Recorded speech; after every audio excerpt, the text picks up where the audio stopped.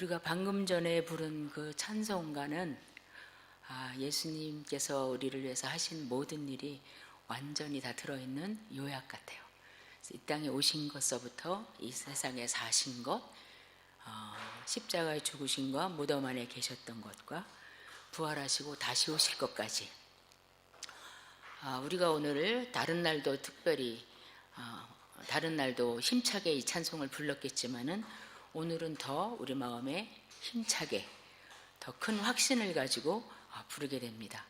우리가 부활주일이기 때문에 우리가 이 부활주일에 동참하고 부활주일을 기쁘게 축하할 수 있는 사람들 중에 속해 있다는 것을 생각하면 더 씩씩하게, 감사하게, 힘차게 부를 수 있는 것 같습니다.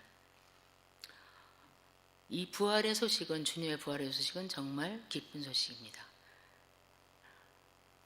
그리고 주님께서 오늘 본문에 말씀하신 대로 정말 창세기서부터 말라기에 이르기까지 계속해서 약속하신 그 모든 것이 주께서 십자가에서 내가 다 이루었다 하실 때 정말 우리의 죄가 없어지는 그 일이 성취됐고, 또 다시 사실 때 우리가 이제 더 이상 죽음에 매이지 않고 주님이 부활의 첫 열매가 되셔서 우리도 부활하는 그 소망을 갖게 되는 저희들이 됐는데,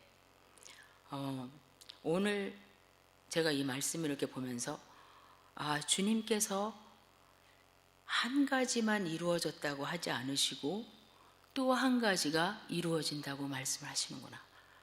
주님의 십자가와 부활로 인간을 구원할 이 기쁜 소식, 아까 우리가 158장에서 부른 그 모든 탄생과 죽으심과 생애와 또 부활과 다시 오시는 것, 여기까지 우리가 이제 낱낱이 보는데 이거 말고 또 너무너무 중요한 한 가지가 또 이루어지겠구나 하는 것을 오늘 본문에서 저희들이 보게 됩니다. 쉽게 말씀을 드리자면, 저는 안 믿는 집에서 태어나서 주위에도 크리스찬이 없는, 그런 친척 중에도 크리스찬이 없는 데서 자랐다가 중학교, 고등학교를 크리스찬 스쿨을 다닌 거예요. 그냥 집에서 가까운 학교가 그 학교였어요. 근데 크리스찬 스쿨이라고 하는 의미는 그 선생님들이 크리스찬이 많고, 특별히 교장 선생님이 크리스찬이고 또 교목 선생님이 계셨어요. 그래서 우리가 수업 시간에 일주일에 한 번은 꼭 성경을 싫든지 좋든지 과목 중에 하나로 꼭 배웠습니다. 그래서 듣기 싫어도 6년간을 듣다 보니까 이 이제 성경 지식이 귀에 많이 들어왔죠. 제가 교회는 안 다녔어도. 그래서 예수님이 누구신 거, 또 어떤 일을 하셨다는 것도 들어서 지식으로는 알고 있고, 또 하나님이 창조주시다, 이 세상이 그냥 뭐 과학 시간에는 배우지만 또 성경 시간에 창조에 대해서 배우니까, 그래서 어렴풋이 제 마음 안에 크리스찬은 아니지만 또 다른 종교를 갖고 있지도 않지만 신의 존재를 부인하지는 않는 이제 그런 사람으로 살고 있었는데, 그래도 저는 주님을 몰랐던 거죠. 주님을 몰랐다가 제가 이제 제 다리가 연약하니까 이거를 수술하러 간 병원이 크리스찬 병원이어서, 거기서 병원에 수술하는 의사 선생님, 그 선교사 원장님하고 또 좋은 크리스찬 간호사분들이 저한테 권면을 하고, 또 그 병원의 원목이신 목사님이 제가 거기서 3개월 12주 정도 기부스 풀 때까지 있는 동안에, 입원해 있는 동안에 계속 하루에 한 번씩 병원을 도시면서 이제 환자들에게 말씀도 전해주시고 전도도 하셨는데, 그때 저에게 이제 말씀을 전해주시고 하셨어요. 그런데 그럼에도 불구하고 저는 아직 주님을 몰랐죠. 근데 그때 그 목사님께서 물으셨습니다. 너가 예수님이 하나님이 창조주이신 걸 아느냐?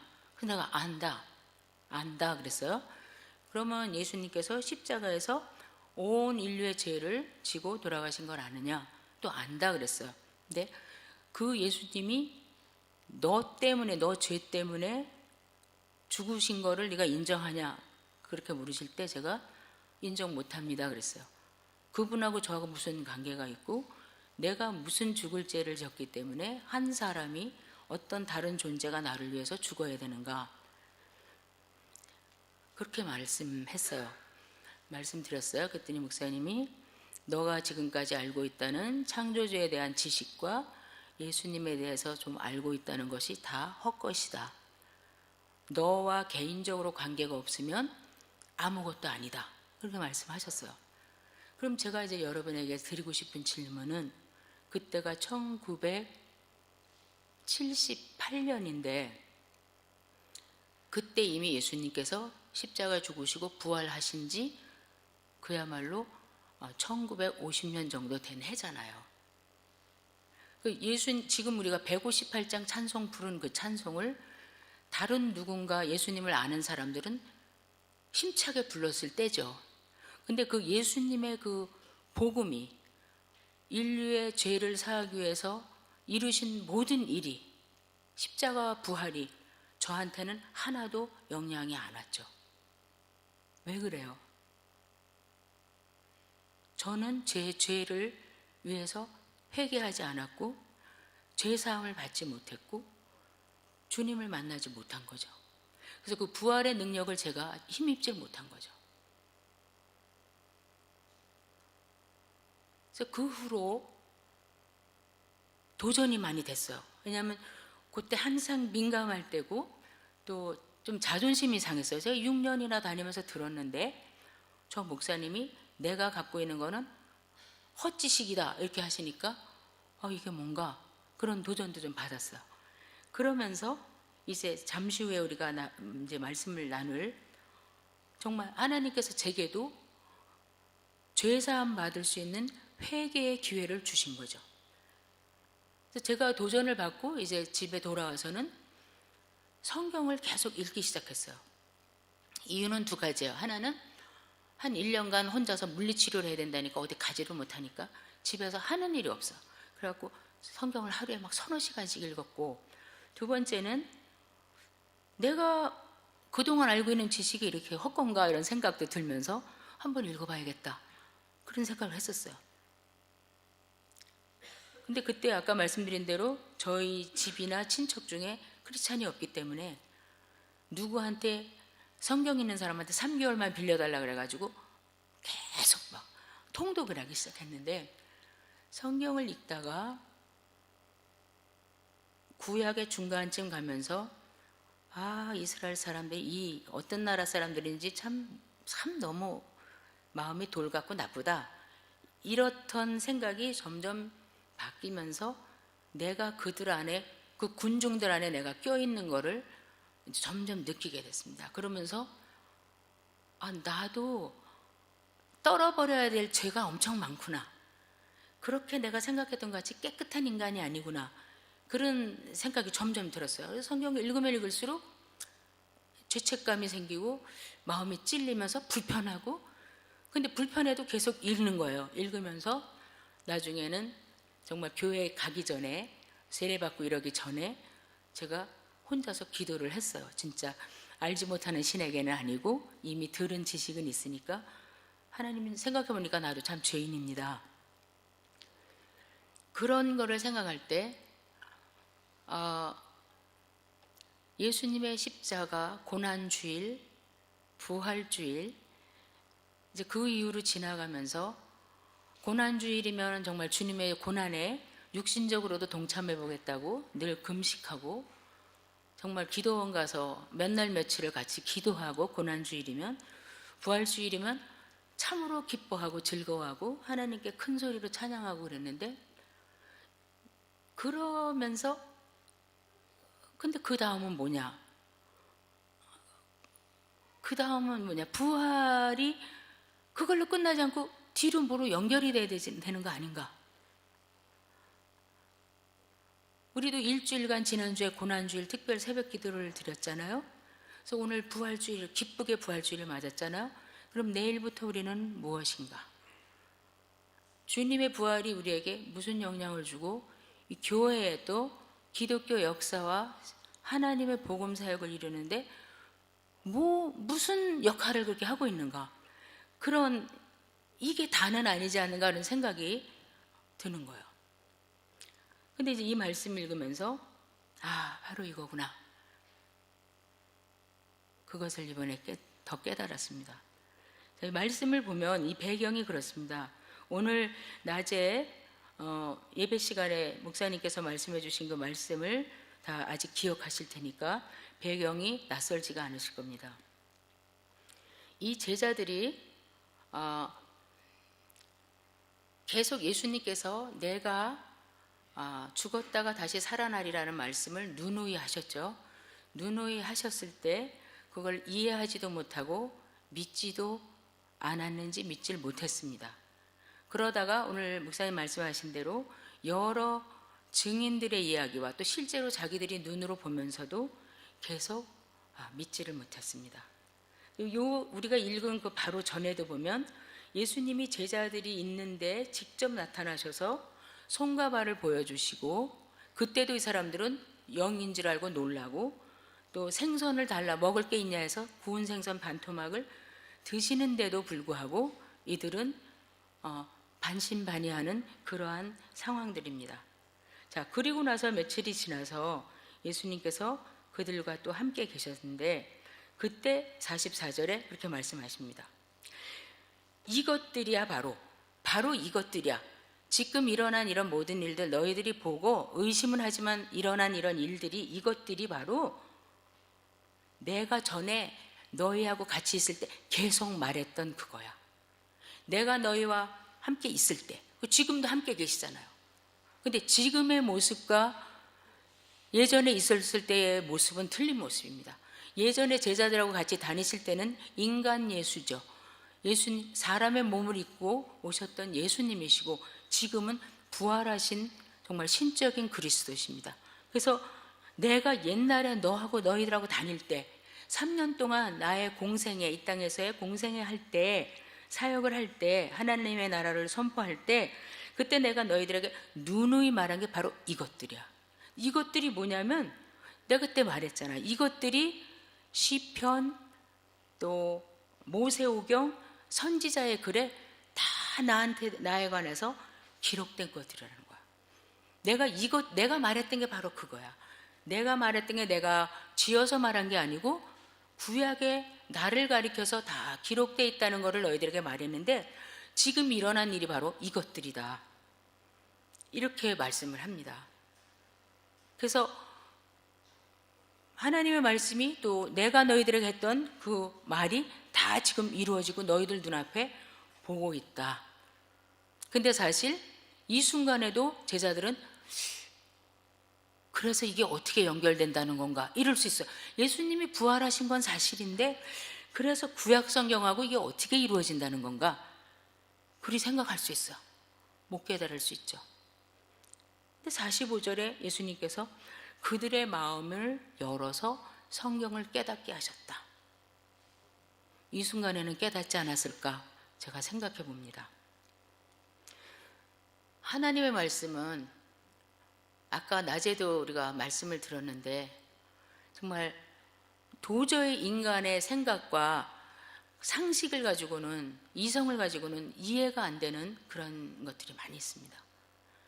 도저히 내가 믿으려고 애를 써도 못 믿을 것들이 있습니다. 제가 전에 어떤 사람 예수님 잘 믿으라고 했을 때 그 사람이 저한테 전 믿기 싫어요 그런 게 아니라 나도 믿고 싶어요. 교회도 따라가 봤어요. 교회에 그냥 가서 일주일에 한 번 앉아 있는 거 어렵지 않아요. 근데 믿고 싶은데 안 믿어져요. 저가 좀 믿을 수 있도록 기도해 주세요. 이런 분이 있었거든요. 근데 지금은 잘 믿는 분이 됐는데 그렇게 우리가 믿을 수가 없어요. 근데 여기서 제자들도 뭐 믿기 싫었진 않았을 거 아니에요. 근데 예수님께서 그들의 마음을 열어서 성경을 깨닫게 하셨다.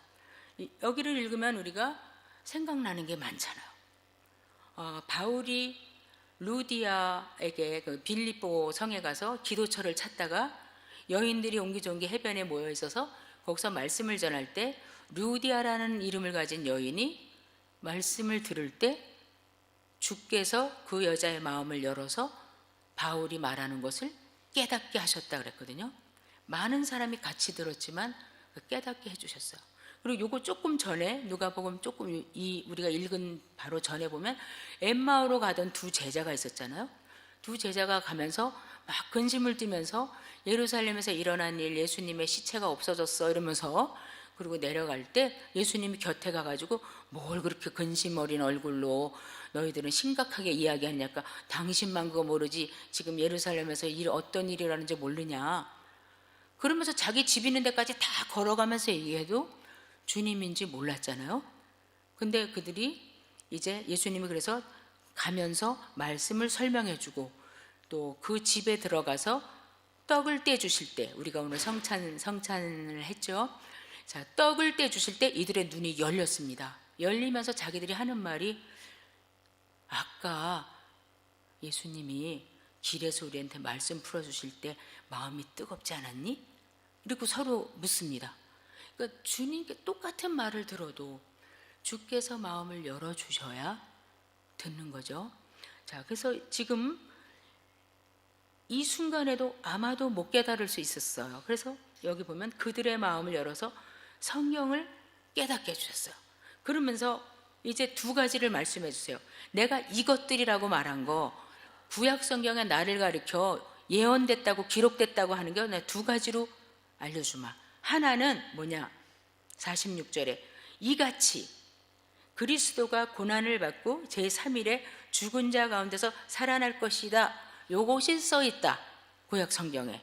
근데 지금 이루어졌어. 이것들이 이루어진 거야. 반드시 기록된 대로 이루어져야 하리라 했는데 이게 이루어진 거야. 그러니까 제자들이 끄떡끄떡 했겠죠. 아, 맞아, 지금 살아나셨잖아. 지난 금요일에 십자가 못 박히셨는데 무덤에 들어가신 거 우리 봤는데 지금 우리 앞에서 지금 가르치고 계시잖아.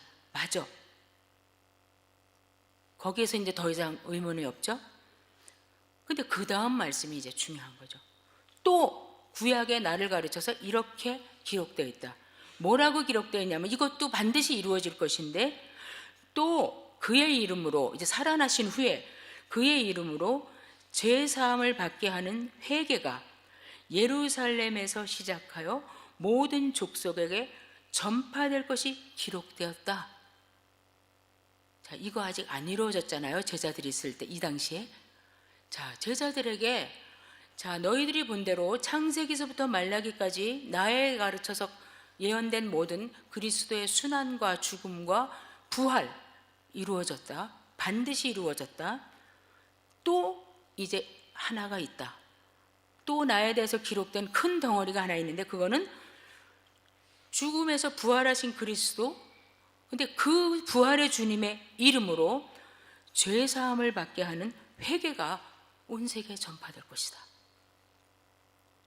주님이 십자가에 죽으시고 부활하시고 승리하셨어도 이것이 전파되지 않으면 아무 소용이 없는 거잖아요. 누군가가 저에게 그 병원에서 그 원장님하고 또 간호사분이 저한테 예수 믿으라고 안 했으면 제가 이 회개에 이르게 하는, 죄사함에 이르게 하는 회개를 할 수가 없었던 거죠. 주님의 십자가 부활은 저기 있고 나는 여기 있을 뿐이에요. 근데 예수님께서 지금 내가 살아난 것이 끝이 아니라 굉장히 큰 일의 시작이라는 거예요. 엄청난 일의 시작이다. 이제 사람들이 회개하게 될 것이다. 그 회개를 아무렇게나 한다고 구원받는 게 아니잖아요. 마호메트의 이름으로 회개한다고 구원받는 게 아니고, 성인의 이름으로 부른다고 해서, 또 뭐 부처의 이름을 부른다고 해서 회개가 되는 게 아니잖아요. 보면 내 이름으로 회개할 때마다 죄사함을 받는 게 아닌데, 이 회개는 죄사함을 받게 하는데 내 이름으로, 부활한 나의 이름, 그리스도의 이름으로, 그리스도의 권세로, 하늘과 땅의 모든 권세를 가진 나의 권세로 사람들을, 죄를 용서해주고 죄를 옮겨줄 그런 일이 일어날 건데, 그 회개가 전파돼야 된다. 회개하라, 천국이 가까웠다, 이렇게 전파가 돼야 누군가가 듣고 죄를 회개하고 죄를 옮김을 받는, 그래서 예수의 이름으로 부활하신 주님의 그 권세로 이제 죄사함을 받게 되는 이 일이 이제부터 있을 것인데, 이거 지금 내가 말하는데 내가 말하는 게 다 구약에서 말한 것들이야. 구약에 기록된 게 큰 덩어리 2개. 그리스도가 고난받고 죽고 부활할 거다. 그래서 구원받을 수 있는 길을 열어놓을 것이다. 제가 우리 작년부 성경 공부 때도 말씀드렸는데 6.25 때는 이 강남에서 강북으로 가는 다리가 한 개밖에 없었잖아요. 그래가지고 그게 폭파돼가지고 피난민들이 거기 잠겨서 막 빠져가면서 걸어갔다는 이야기를 저희 어머니한테 들었는데, 그래서 요즘은 이제는 어떤 거를 폭파해도 다리가 너무 많잖아요. 우리 한강 다리가. 근데 하나님께로 이 죄인들이 가는 다리 한 개도 없었는데 만드셨다는 거, 유일한 다리를. 그분이 예수님이죠. 자, 그 그리스도 메시아가 오셔서 인간 구원을 위해서 하나님의 형상으로 만든 그 백성들, 사탄에게 빼앗긴 백성들을 다시 찾으시는 그 일을 그리스도께서 성취하실 거 하나와, 이제 이 기쁜 소식, 그야말로 굿 타이링이에요. 이사야서에서 말하는 기쁨의 좋은 소식, 그 좋은 소식이 이제 온 세계에 전파될 것도 성경에 기록되어 있다. 그게 바로 나에 대해서, 나를 가리켜 기록된 것이다.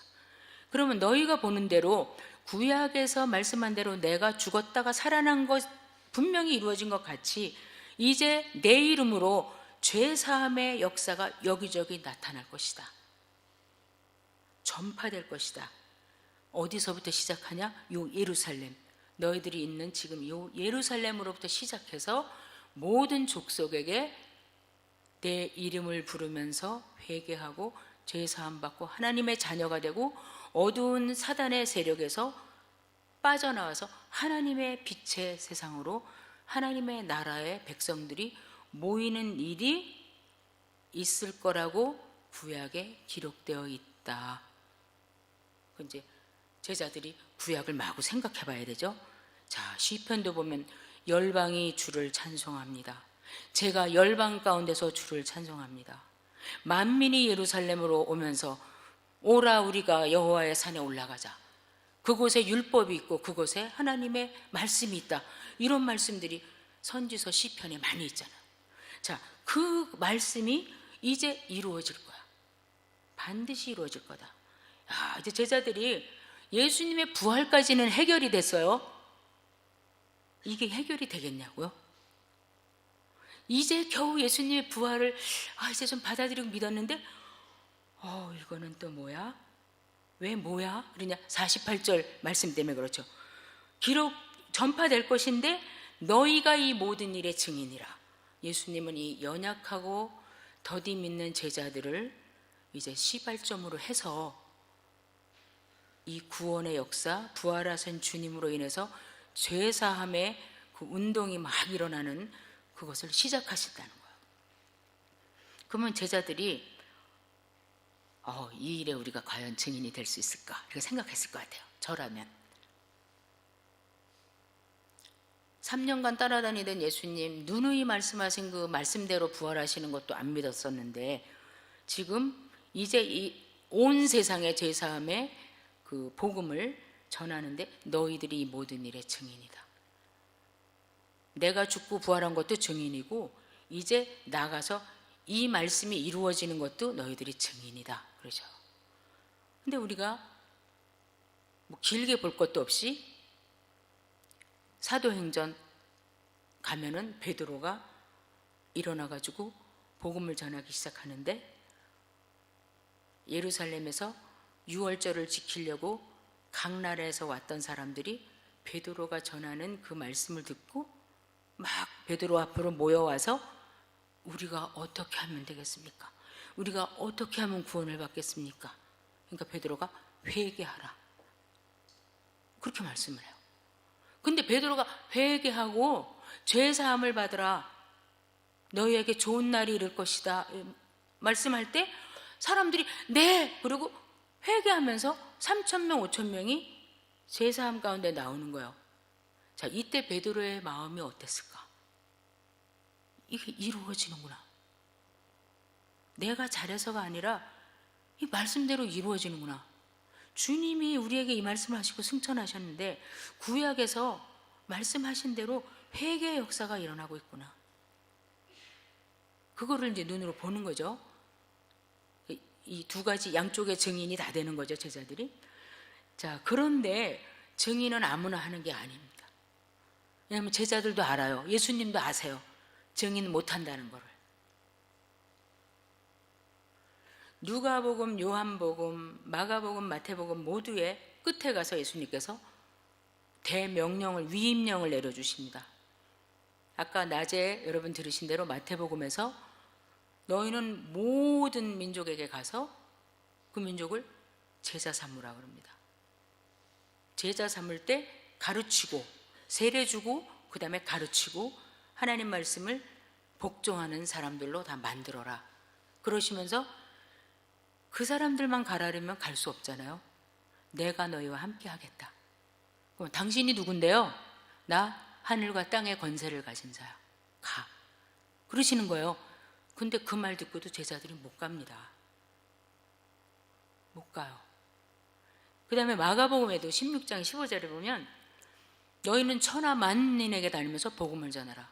믿고 회개하는 자는 구원 얻을 것이요 믿지 않는 자는 망할 거라고 예수님 말씀하십니다.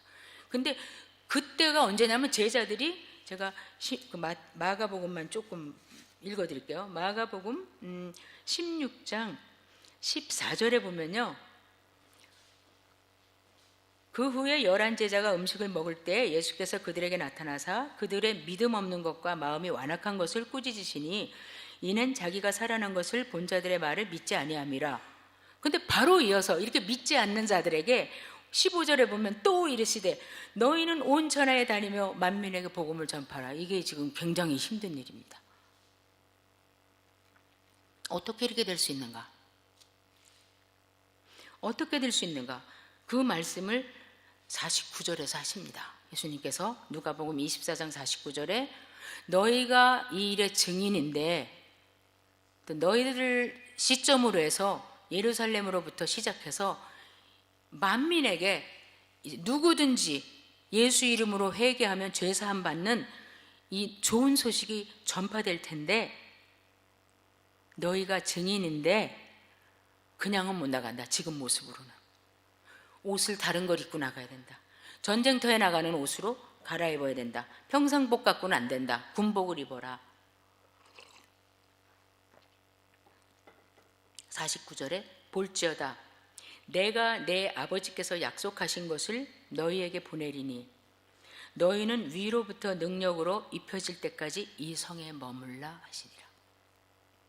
약속하신 것이 무엇입니까?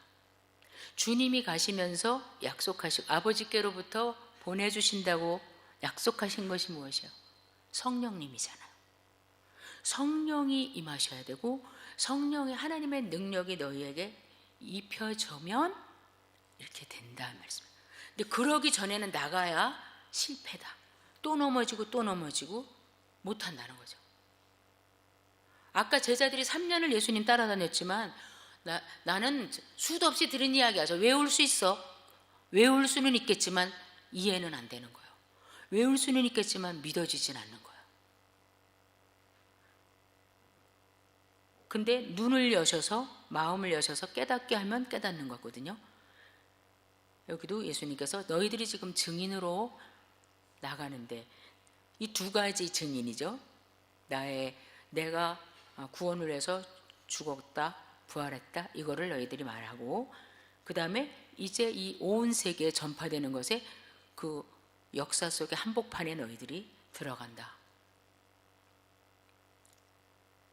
그래서 사도행전도 보면 이렇게 말씀하죠. 1장 8절 유명한데 오직 성령이 너희에게 임하시면 너희가 누구든지 상관없이 비겁한 자든 의심 많은 자든 믿음이 없는 자든 어떤 자든지 상관없이 너희에게 성령이 임하시면 너희가 권능을 받고 예루살렘, 유다, 사마리아 땅끝까지 내 증인이 되리라. 아까 대명령에서는 천하 만민에게 나가 명령이시잖아요. 모든 민족에 가서 제자 삼어 명령이시잖아요. 근데 사도행전 1장 8절은 너희가 증인이 되리라. 성령을 받으면 나 증인해야지, 이게 아니라 증인이 될 능력이 생기는 거죠. 그때까지 꼼짝 말고 기다려라.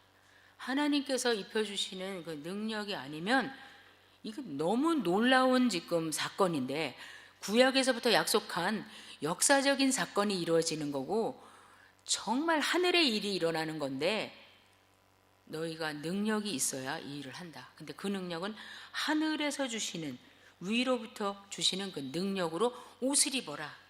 입혀질 때까지 이 성에 머무르라. 예루살렘은 떠나지 말라. 그래서 이 사람들이 예루살렘을 안 떠나죠. 갈릴리 그 감람산에서 예수님이 승천하시는 걸 이렇게 보고 예루살렘 성으로 다시 들어옵니다. 들어와서 우리가 알기에는 좀 잘 사는 마간의 집에 다락방에 120명이 모여서 기도를 하잖아요. 그래서 기도를 할 때 오순절 날이었습니다. 오순절 날. 오순절은 6월절에서부터 50일 되는 날이 오순절이에요. 상순, 중순, 하순 이것처럼 오순. 7주일을 지나고 하루 후를 오순절이라고 그러거든요. 6월절에서 7주일 지나고 하루 뒤. 그래서 구약에서는 보면 오순절을 77절이라고도 말하고요. 일주일씩 7번, 거기다 플러스 1 해서 77절. 그렇지 않으면 초실절이라고도 해요. 왜냐하면 제일 처음 열매 나오는 거를 따는 초실절이라고도 합니다. 그래서 그 봄에 나오는 곡식을 드리는 그때를 말씀돼요. 근데 오순절이니까 예수님이 6월절에 돌아가신 거잖아요. 6월절 양으로 돌아가신 거잖아요. 그래서 예수님은 이제 말씀 다 하시고 나가서 복음 전해라 이렇게 말씀하시고 승천하셨잖아요. 그러고 나서 이 사람들이 한 열흘간을 기도를 간절히 한 거죠. 다락방에서. 왜냐하면 예수님이 부활하신 후 40일을 계셨어요. 그죠? 40일 동안 500여 명에게 보여주셨다 그랬잖아요. 자기 부활한 모습을. 자, 그래서 그 사도행전 2장에 보면 이 120명의 사람들이, 120명 정도 되는 사람들이 그 한 곳에 모여서 기도할 때 하나님께서 약속하신 성령이 임하십니다. 그래서 이분들이 그 성령의 능력을 받고 이제 그 성령이 임했다는 증거로 이분들이 방언을 하기 시작했는데, 그 방언이 나는 지금 이렇게 한국말로 하는데 여러분 듣는 분은 자기 말로 듣는 거예요. 영국 사람, 미국 사람, 일본 사람, 스페인 사람 다 각자 자기 말로 듣는 거예요. 그래서 베드로가 자기는 한 가지 말로 하나님 말씀을 전하는데 전부 다 자기 나라의 모국어로 듣는 그 회개의 복음, 죄사함에 이르는 회개가 선포될 때 하나님께서 특별히 하시는 거, 그리고 그 좀 비겁한 것 같고 믿음이 그리 많지 않았던, 더디 믿는 것 같았던 베드로를 비롯한 제자들이 용감하게 복음을 전하기 시작했어요. 자, 그래서 우리가 아는 대로 사도행전에 보면 초대교회, 예루살렘 교회가 세워집니다. 성령님께서, 하나님께서 약속하신 성령이, 또 하나님의 능력이 이 제자들에게 임함으로, 또 기도하는 분들에게 임함으로 이제 사람들에게 예수의 이름으로 회개만 하면, 죄를 고백하고 하나님 앞에 나와서 회개의 세례를 받을 때 하나님 앞에 나오는 그러한 일들이 점점 생기기 시작했어요. 그래서 예루살렘에도 시작이 됐어요. 근데 예루살렘에서 시작해서 땅 끝까지 모든 민족에게 이제 전파된다 했는데, 이 제자들이 능력을 받았는데 그 말씀을 또 예수님께서 부활의 이야기를 하실 때 전적으로 믿지 않았던 것처럼 제자들은 듣기는 들었고 기억은 하지만 마음속에 그렇게 예수님하고 자기하고 구약의 말씀하고 100% 동의가 이루어지지 않았어요. 평행선으로 가지 않았어요. 무슨 말씀이냐면, 예루살렘에서는 계속 사람들이, 유대인 가운데는 회개하고 죄사함 받는 사람들이 3,000명, 5,000명 생기면서 성전에서 모이면 기도하고 또 따로 또 집에 모여서 떡을 떼고 성도의 교제를 하고 하는 일이 있었지만 예수님께서 예루살렘부터 시작해서 여기만 있으라는 게 아니라 예루살렘에서 시작해서 from 제루살렘, 여기 예루살렘에서 시작해서 온 민족에게 전해져야 된다 하는 그 말씀대로는 안 했어요. 그래서 우리가 아는 대로 이제 교회가 핍박을 받고 흩어지고 또 그러는 중에 베드로는 고넬료라는 이방인 중에 첫 번째 개종자를 만나게 되고 그 이방인도 자기들하고 똑같이 유대인처럼 정말 성령이 그들에게 임하고 또 회개하고 세례를 받고 하는 것을 이제 보면서 동시다발적으로 안디옥 교회를 통해서 사도 바울을 파송하고 하는 이런 일들이 일어나고 났습니다. 그래서 이제 제자들이 똑똑히 보게 되는 거죠. 볼 뿐만 아니라 자기들이 이 구약 성경이 성취되는 그 성취의 현장에서 자기들이 쓰임을 받는 거예요. 우리가 이제 이 설교 끝나고 나서 부를 찬송의 1절인가에 보면요, 가사가 불멸의 소식 손에 들고서 왕의 명령을 전파하라는 그 가사가 있습니다. 그게 너무너무 귀한 가사예요. 제가 영어 가사를 찾아보니까 불멸의 immortal tidings, 절대로 없어지지 않는 복음, 하나님의 복음, 구원의 복음을 in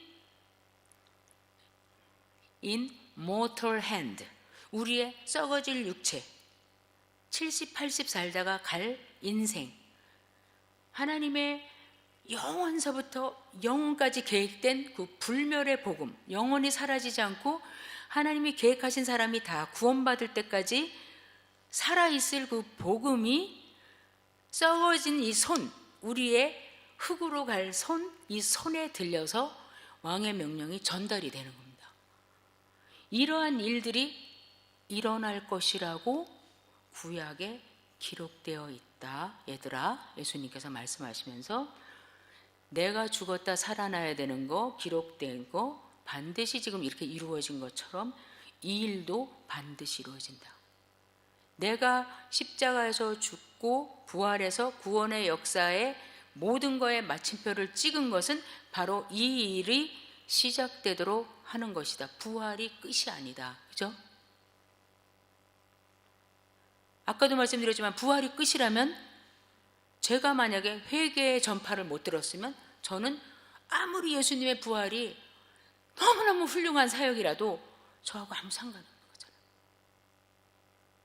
이제 너희는 증인이라. 그럼 우리 마음에 우린 두 가지로 증인이 되는 거죠. 하나는 맞아, 이 모든 일이 이루어진다, 이렇게 확신하는 증인과 그 다음에 우리가 이 증인 속에 들어가는 거죠. 우리로 인해서 누군가에게 회개할 수 있는 기회가 전해지는 거죠. 하나님의 부르심은 처음부터 모든 사람을 다 포함하는 겁니다.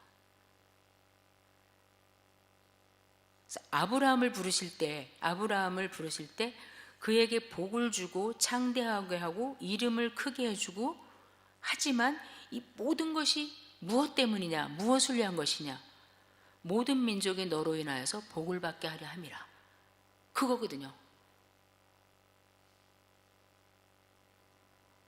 모든 민족을 주께로 부르기 위해서 아브라함과 그 후손 또 메시아를 이제 보내시면서 통로로, 유대 민족은 통로로 쓰임 받은 거지 유대 민족의 하나님만은 아니거든요. 자, 그럼 이제 오순절에 대한 말씀을 조금 드리고 마치겠는데요.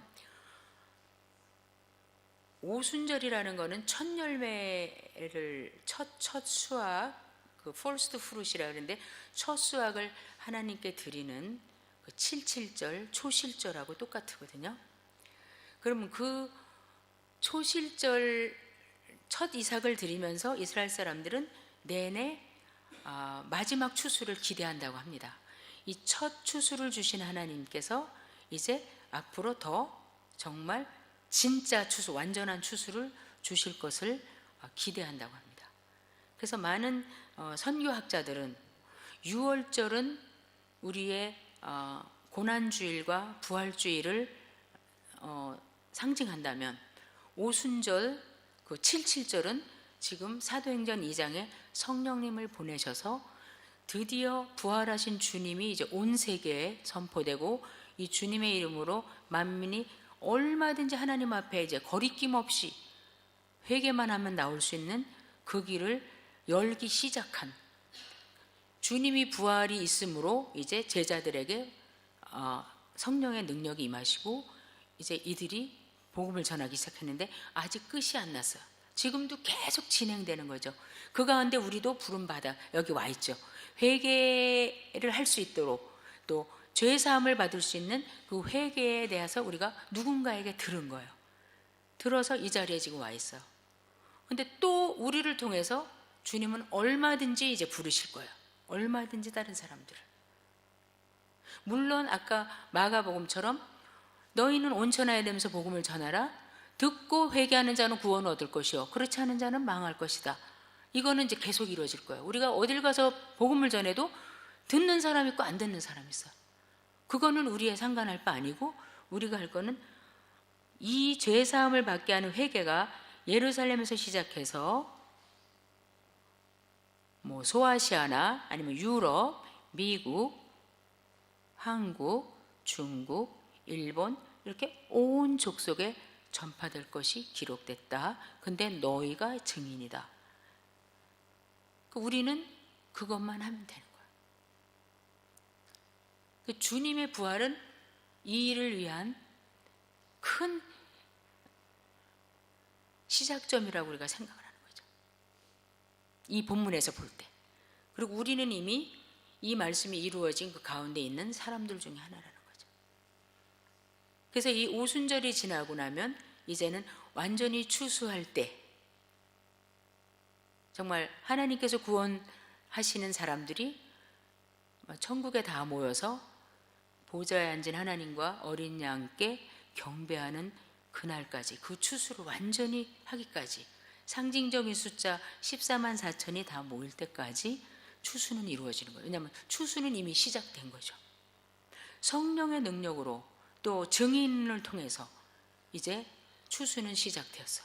지금 한창 추수 중이죠. 그래서 우리가 주님의 고난주일, 날 위해서 죽으신 주님 감사합니다. 어쩌면 나를 위해서 생명까지 주십니까? 부활하셔서 나도 부활하게 해주셔서 감사합니다. 주님이 부활의 첫 열매가 되셔서 저도 부활하니까 고맙습니다. 요걸로 그치면 안 되고, 하나님께서 우리에게 보여주시는 것은 두 가지다. 이거를 믿고, 나 자신을 위해서 믿고 감사하고, 그 다음엔 이 전파가 될 것이라는 거, 나도 그 중에 그 말씀의 성취로 여기 들어와 있고, 또 우리를 통해서, 우리 교회를 통해서, 우리 자신들을 통해서 앞으로 계속 이 땅의 교회를 통해서 성령이 도와주신 따라, 성령의 능력을 힘입어서 계속 더 많은 사람들이 예수의 이름으로 하나님 앞에 죄사함을 받는 이 일을 이루시기 위해서 주님은 부활하신 거죠. 그래서 그것이 하나님께 가장 영광이고, 그것이 예수님께도 가장 영광스러운 일이라고 또 요한복음 17장 기도에서도 말씀하십니다. 내가 이제 영화롭게, 하나님께서, 아버지께서 나를 영화롭게 하시고 아버지도 영광을 받으시고, 빼앗긴 백성들이 이제 다시 돌아오는 거잖아요. 돌아올 길이 없었는데, 다리가 무너졌었는데 이제 다리가 다시 놓아진 거죠. 그래서 부활의 의미가 너무 좁고 얕은 것은 아니다. 그러면 이제 내일부터 우리의 삶이 더 중요한 거죠. 부활의 주님을 믿는 저희들의 삶은 증인으로 사는 거죠. 증인에는 적극적인 증인도 될 수 있고 소극적인 증인도 될 수 있어요. 가서 막 선교사로 나가서 복음 전하고 집집마다 찾아다니면서 문 두드리고 복음 전할 수도 있지만, 아브라함 같이, 오늘 우리가 작년 공부에서 아브라함의 그 사라가 죽어서 무덤을 사는 그 이야기를 나눴는데, 아브라함이 우리 아내 사라가 죽었으니까 매장할 땅을 조금만 얻었으면 좋겠다.